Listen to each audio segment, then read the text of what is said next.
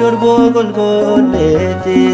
ganamaaf galgalaasin waamma dhageefte kadhannaa keetiin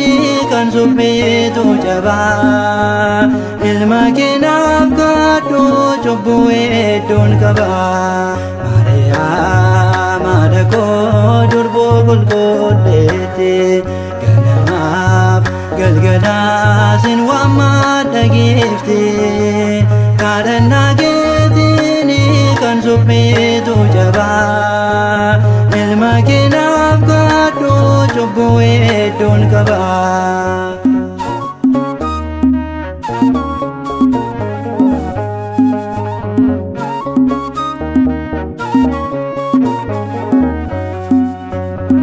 Rodoki masi ati kan gochiste kadhannaa keetini gaaniidha kan baaste gaani isaa keessa wayiniin yoo dhume ilma kee gaafannaan guuteetu argame gaani isaa keessa wayiniin yoo dhume ilma kee gaafannaan guuteetu argame Maariyaam haadha koo durbo golgolletti ganamaaf galgalaasin waamma dhageefte kadhannaa keetiin kan supheetu jabaa ilma keenaaf kadhu cubbuu hedduun qaba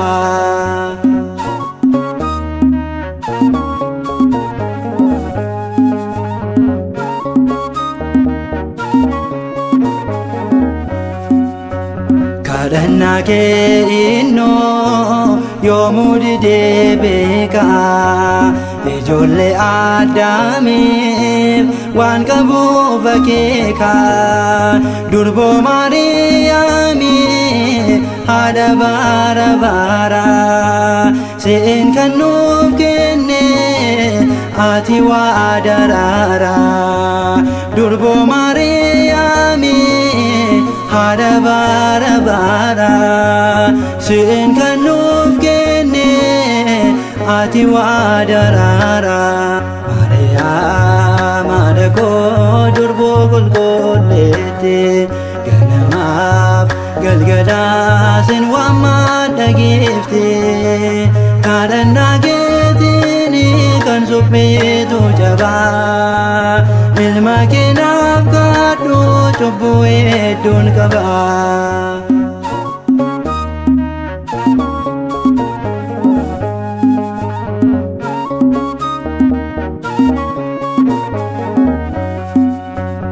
akkamiin siif ilee dubartoota keessa haadha si godhate si keessa bulunsa durumaan yaadamte yaada Sillaaseetti haadha ilma ta'uun kan gonfamte ati durumaan yaadamte yaada Sillaaseetti haadha ilma ta'uun kan gonfamte ati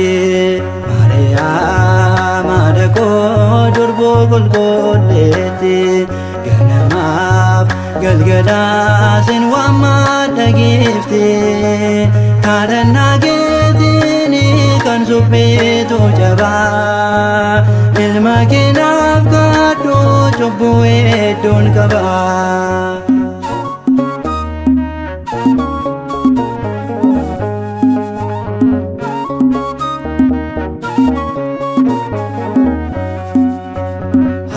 Lubbuun siin jedha anal kaniif guyyaa ilma keenaaf kadhu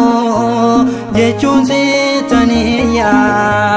kadhannaa kee dhaga'e innis na yaadata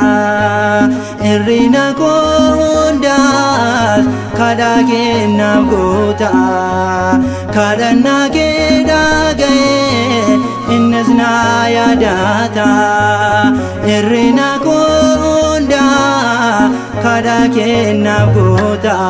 Maariyaam haadha koo durboo qulqulleetti